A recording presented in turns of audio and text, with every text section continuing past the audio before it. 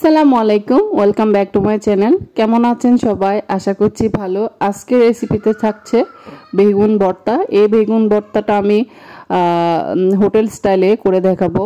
হোটেলগুলোতে যে ধরনের বেগুন ভর্তা করা হয় তারই একটি রেসিপি শেয়ার করব।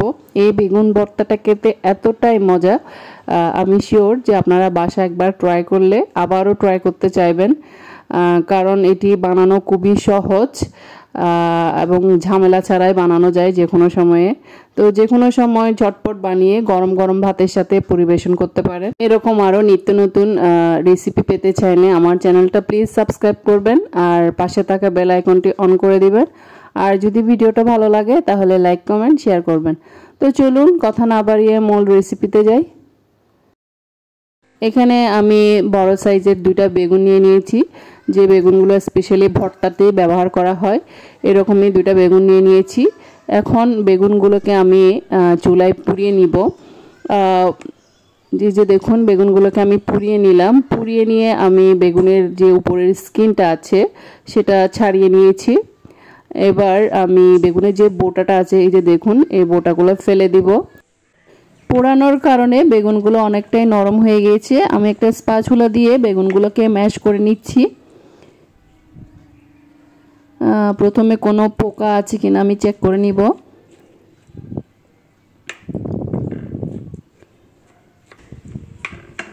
তারপরে আমি খুব ভালোভাবে বেগুনগুলোকে ম্যাশ করে নিব। আমার দুইটা বেগুনি ম্যাশ করা কমপ্লিট হয়ে গিয়েছে। এবারে চুলা একটা ফ্রাই প্যানে আমি 7 থেকে 8টা পরিমাণে শুকনা মরিচ নিয়েছি এবং হালকা একটু তেলে নিয়ে তারপর তুলে নিয়েছি। এবারে 2 থেকে 3 টেবিল চামচ পরিমাণ সরষের তেল দিয়ে নিয়েছি।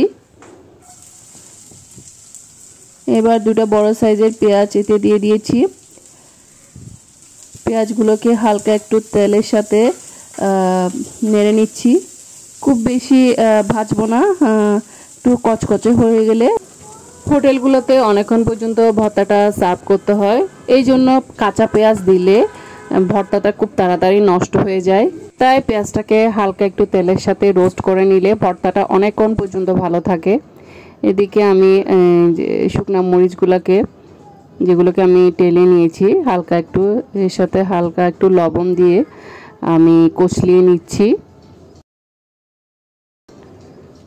এবার পেঁয়াজ এবং মরিচগুলোকে খুব ভালোভাবে বেগুনের সাথে চটকিয়ে নিচ্ছি।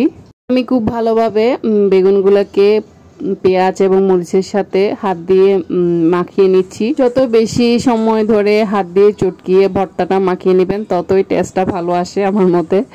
এবারে চুলায় সেম প্যানে আরও অল্প সরষের তেল দিয়ে এর মধ্যে 1 চিমটি পরিমাণ হলুদ দিয়ে নিয়েছি। দিয়ে এবারে ভর্তাগুলোকে আমি এর মধ্যে দিয়ে দিয়েছি।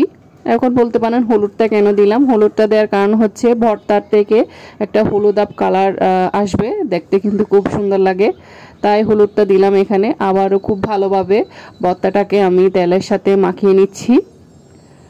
জালটা একদম লো টু মিডিয়ামের মাঝামাঝিতে থাকবে। 1 থেকে 1.5 মিনিট আমি খুব ভালোভাবে নেড়ে এরপরে উপর থেকে ধনেপাতা দিয়ে আরও কিছুক্ষণ নেড়ে দিয়ে ভালোভাবে পরে আমি ভর্তাটাকে চুলা থেকে নামিয়ে নিব।